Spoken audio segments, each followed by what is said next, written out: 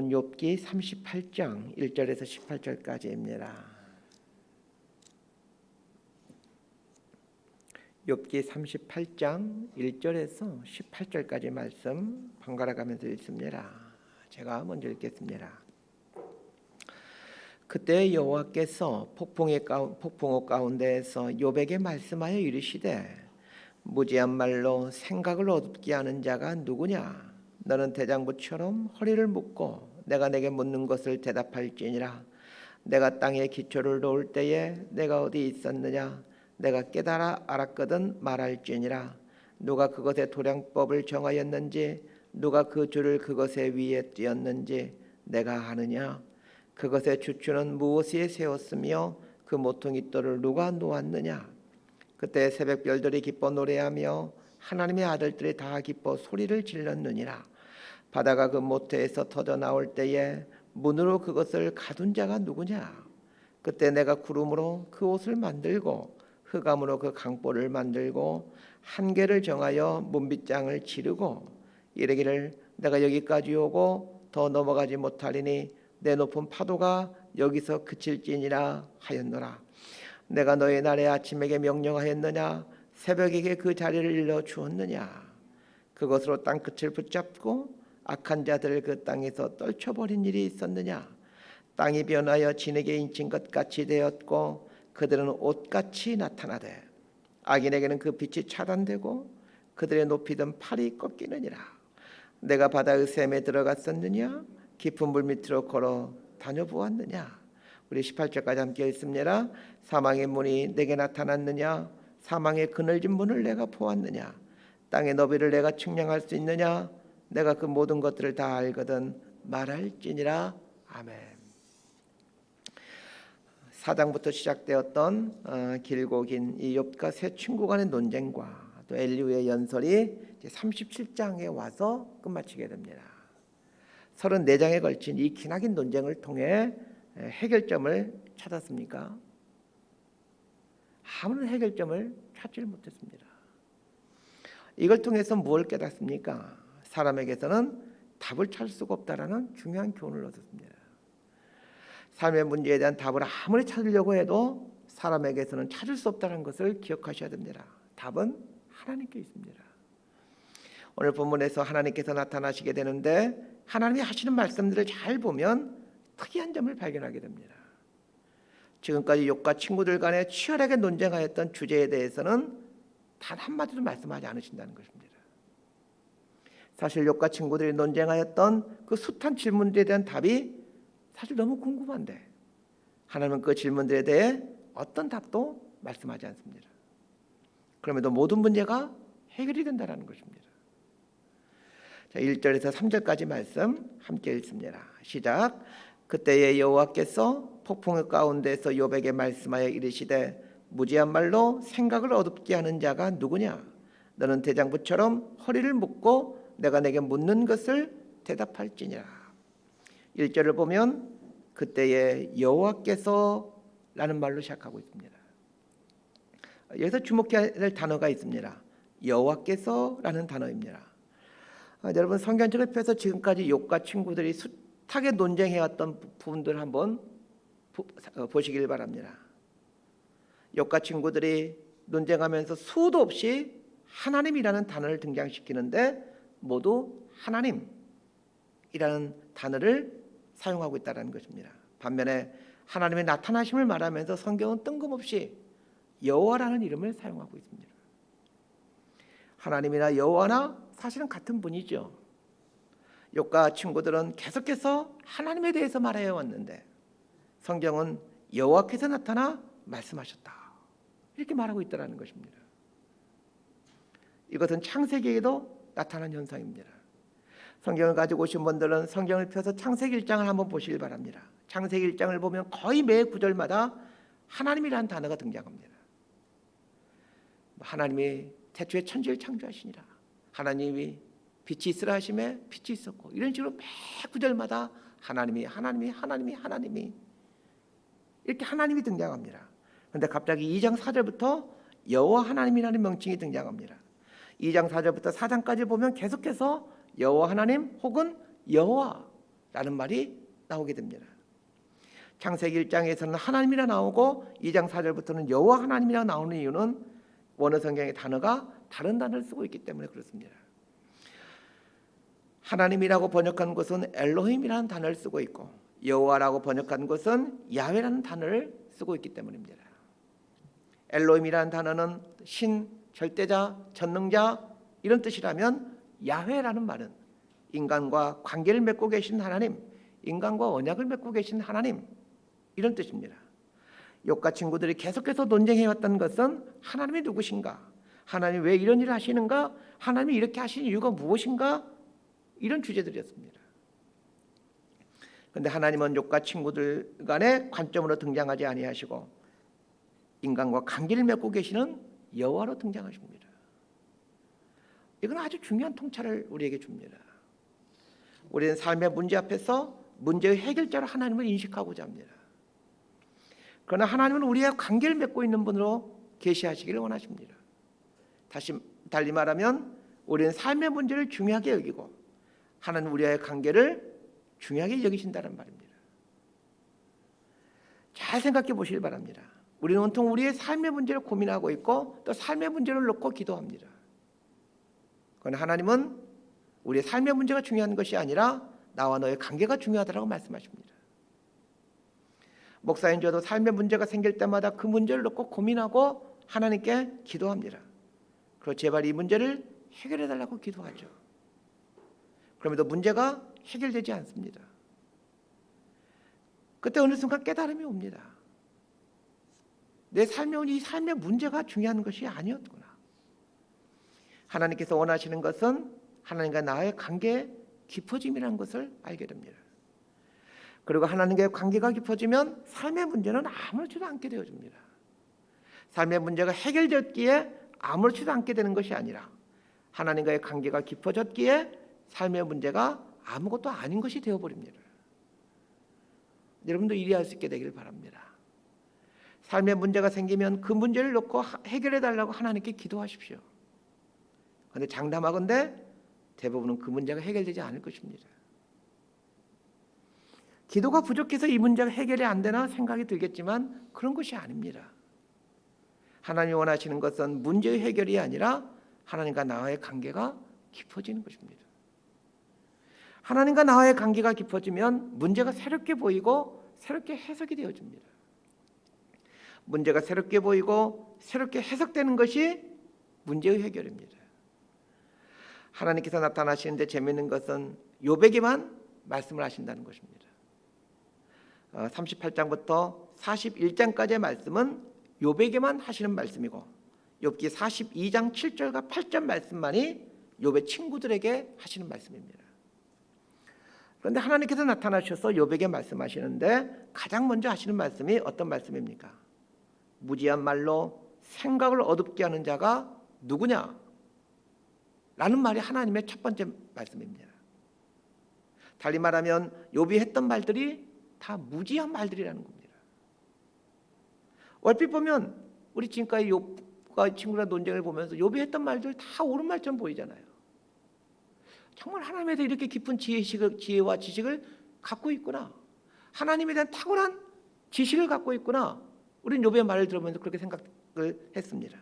그런데 하나님은 욥도 틀렸고 욥의 친구들도 틀렸다는 것입니다. 욥의 친구들에게 하는 말씀이 욥기 42장 7절과 8절 말씀인데 욥기 42장 7절 하반절에서 하나님이 이렇게 말씀하십니다. 내가 너와, 여기서 말하는 너는 엘리바스입니다.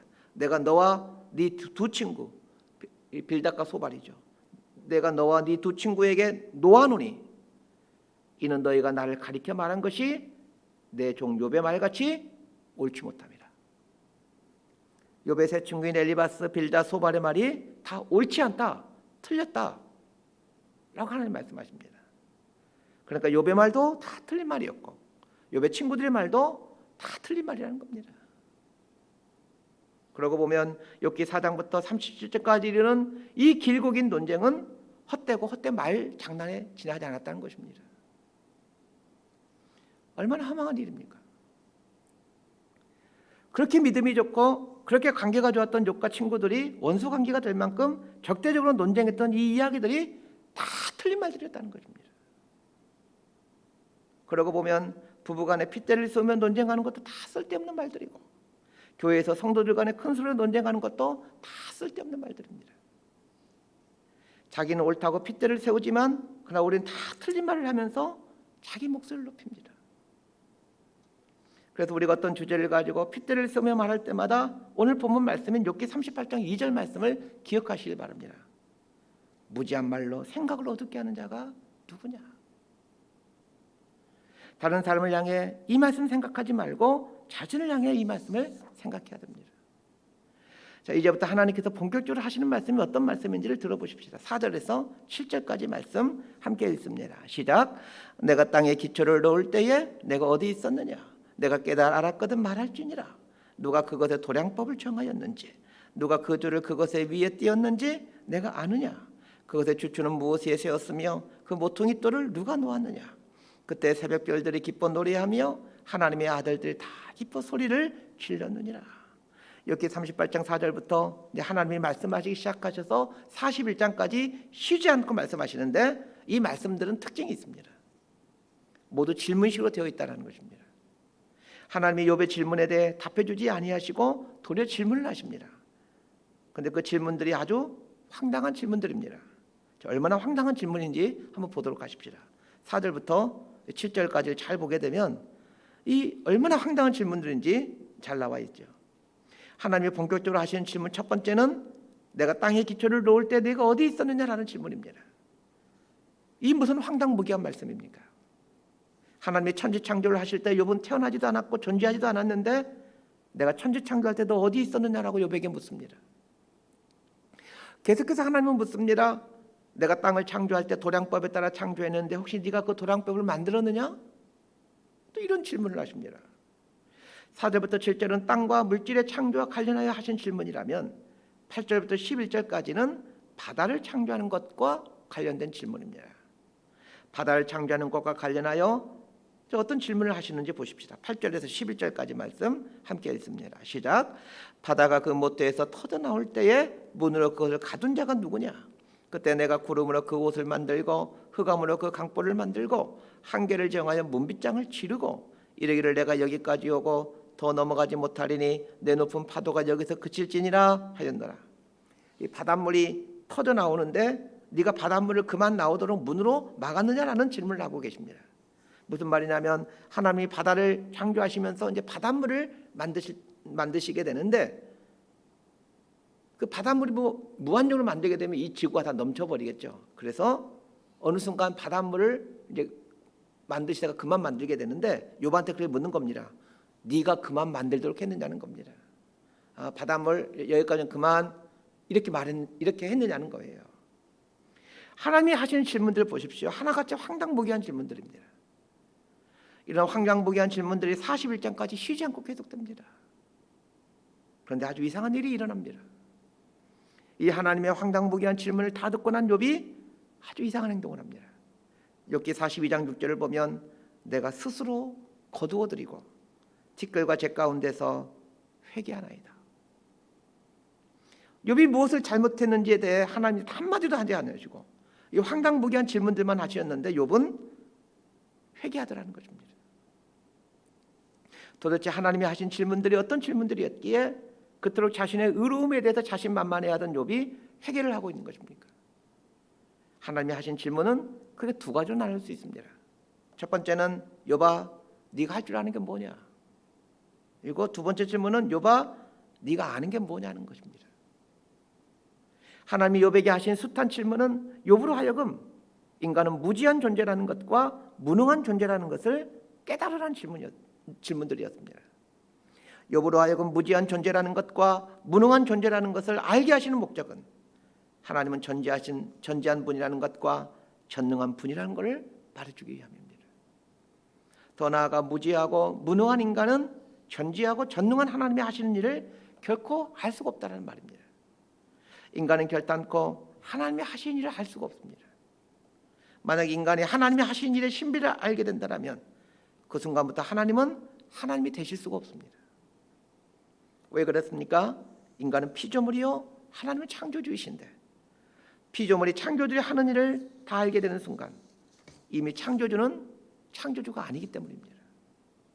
그렇다면 욥기가 주는 결론이 무엇이겠습니까? 인간은 하나님을 믿는 존재이지 하나님이 하시는 일을 아는 존재가 아니라는 것입니다. 하나님에 대해 아는 체 하지 말고 하나님을 믿는 자가 되라는 얘기입니다. 저는 이것이 욥기를 주신 목적이라고 생각합니다. 말씀 정리합니다. 인간은 인간 삶에 일어난 이해하기 어려운 사건으로 고통스러워하는 존재입니다. 제 삶에도 이해하기 어려운 일이 있고 제 주변에 있는 사람들에게도 이해하기 어려운 일들이 있습니다. 그 이해하기 어려운 일로 인해 하나님께 기도하기도 하고 사람들에게 질문해 보기도 하고 성경을 찾아보며 답을 찾아보려고 해도 답을 찾을 수 없는 그 인생 질문들이 있습니다. 어쩌면 인생은 이런 것인지도 모르겠습니다. 평생 답을 모른 채 답을 찾기 위한 그 발버둥을 치다 생을 마치는 존재가 인간입니다. 그런데 이런 발버둥을 치면서 중요한 사실 한 가지를 배우고 하게 됩니다. 나는 무지한 존재라는 것, 그리고 무능한 존재라는 것을 말입니다. 그런데 내가 무지한 존재라는 것, 무능한 존재라는 것을 이 삶 내면처 깊은 곳에서 인정해 가기 시작할 때, 그때 비로소 전지하신 하나님, 전능하신 하나님을 신뢰할 수 있게 됩니다. 하나님은 인간을 창조하실 때 하나님을 신뢰하고 믿는 존재로 인간을 만드셨지, 하나님을 해석하고 하나님을 어떤 자기 이성 안에서 제한하는 존재로 살아가라고 만들지 않으셨습니다. 그러나 교만한 인간은 자꾸 하나님을 자기 생각 안에 가두려 하고 자기가 해석해 가려고 하고 자신이 경험한 하나님을 하나님 전부로 알고 그걸 고집하며 더 무서운 것은 그것으로 폭력을 행사한다는 것입니다. 욥의 친구들 잘 보십시오. 그들이 경험하고 있는 하나님이 참으로 깊이가 있지만 하나님에 대해서 어쩜 이렇게까지 깊이 있게 알 수 있을까? 감탄할 정도로 깊이가 있지만 하나님에 대한 그들의 그 깊은 지식이 욥을 더 고통스럽게 하는 폭력이 되지 않았습니까? 그래서 하나님에 대해 가르치는 목사로 사는 게 무섭고 두렵습니다. 제가 혹 정년보다 일찍 목사직을 그만두거든 이런 두려움 때문이라고 생각하시면 틀리지 않을 겁니다. 하나님은 전지하시고 전능하신 분이십니다. 반면에 인간은 무지하고 무능한 피조물입니다. 무지하고 무능한 피조물인 인간이 하나님 앞에 해야 될 일은 하나님을 믿는 일, 신뢰하는 일밖에 없습니다. 점점 더 하나님을 신뢰해가는 법을 터득해가는 저와 여러분이 될 수 있게 되기를 진심으로 소망하고 축복합니다. 기도하겠습니다. 하나님 아버지, 무지한 말을 일삼으며 살아가는 어리석은 인생들입니다. 다 알지 못하면서 아는 체하며 살아가고 할 줄 아는 게 아무것도 없으면서 하나님이 주신 약간의 능력 앞에서 우쭐대며 의시되며 살아가는 미련한 인생들입니다. 하나님을 믿어가는 횟수가 늘어갈수록 하나님을 의지하고 신뢰하는 법을 터득해가는 삶을 살게 하옵소서. 이해하기 어려운 세상 만다 속에서도 하나님을 신뢰할 줄 아는 온전한 피조물이 되어가게 하여 주옵소서. 예수님의 이름으로 기도드리옵나이다. 아멘. 기도합니다.